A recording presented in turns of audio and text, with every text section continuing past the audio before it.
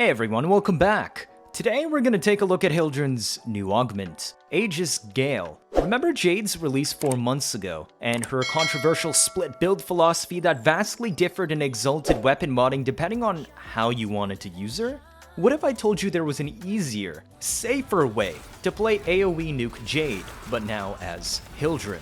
Jade's biggest weakness was always her survivability when you're playing nuke builds, since her main tool of healing was also her tool of DPS. Unless you were camping, as soon as you stop killing enemies, they shoot back, easily cutting through your defenses and have a decent chance of actually killing you. Of course, we could mod around this, but I'm sure you noticed that flying around as Jade did not give the same survivability as parkour, because she flew slower, and also lacked the innate evasion stats that parkour maneuvers have. Fast forward 4 months now to Koumei's update, Hildryn received a new augment, Aegis Gale, combined with some kit tweaks. Now she can cast Pillage in Aegis Storm, whoopee! But that isn't really important by itself.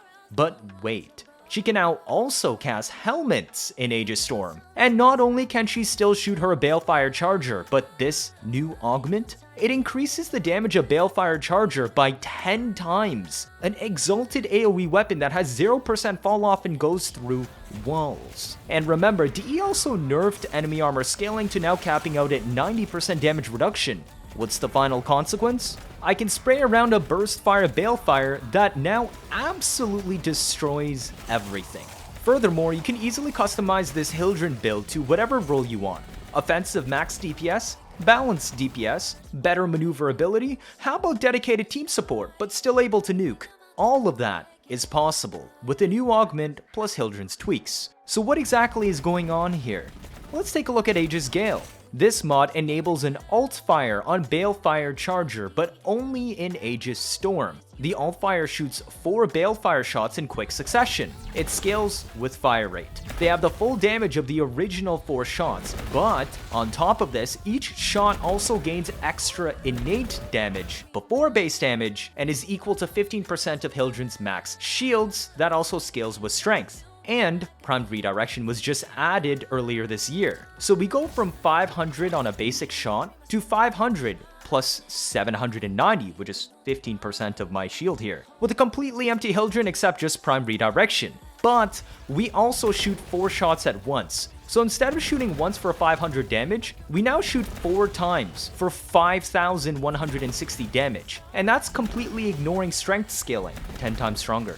Plus, because we shoot 4 times at once, we have a much more realistic chance of inflicting useful statuses like viral, because, well, multi-shot too. And it doesn't end there. Remember, enemies used to have uncapped armor, meaning even base steel path heavy units could end up with 99% damage reduction. Now, everything caps at 90% damage reduction. This means you deal a ton more damage, regardless of what DPS tool you're using. And what's the final result of this? Every shot I shoot deals 200 to 500k damage against full stripped enemies. And I hit 4 times on my shots. And there's multi-shot on top of that. On top of this, Aegis Storm also crowd controls anything that isn't an Eximus or Acolyte or Furax. I'm also using Pillage often, easily replenishing my own shields. Energy orbs dropped by Aegis Storm can also replenish shields, and Overguard or Acolytes, they melt before a Balefire, whose sole weakness in the past was just raw damage, now easily fixed with 10 times scaling.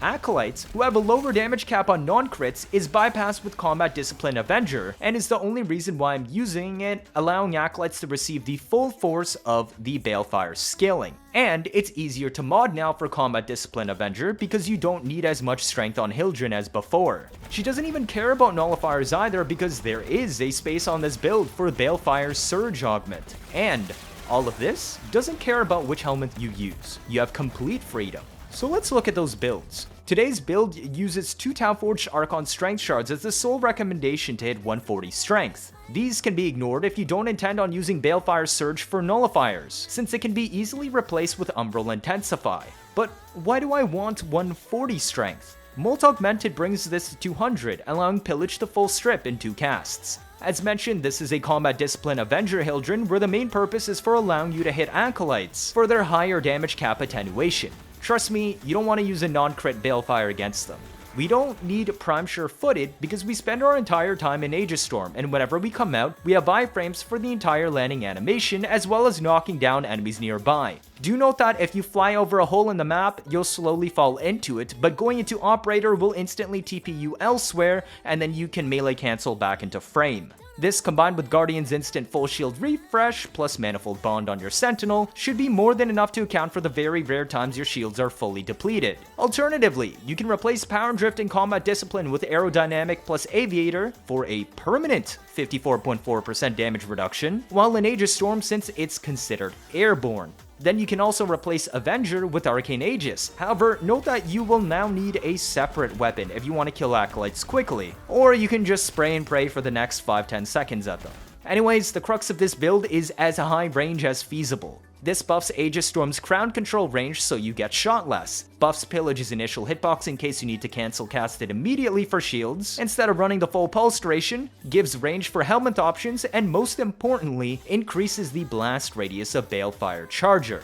265 puts us at 8 meters radius, which is multiplied, yes, multiplied, by Prime Fulmination to 11.4 meters blast radius. And remember, Balefire's AoE is a perfect sphere and goes through walls, and with Aegis Gale, hits 4 times, for a total of 10 times damage scaling. 128 duration is so that Nourish lasts at least 30 seconds to be not annoying to use, but other Helminths won't need Prime continuity. Your main Helminths today are Nourish for crowd control, extra damage and access to viral procs, as well as buffing the amount of shields energy orbs give, Molt, which does affect Aegis Storm to fly around faster, which would also want the 128 duration, Airburst, with Airburst rounds Augment instead of duration to grant a ton of extra base damage to Balefire while taking advantage of the 265 range, or Voracious Metastasis, which does still work to this day on Hildryn, and at 100 efficiency will burn 500 shields to give ultimates not in channeled abilities within affinity range the same 500 energy back,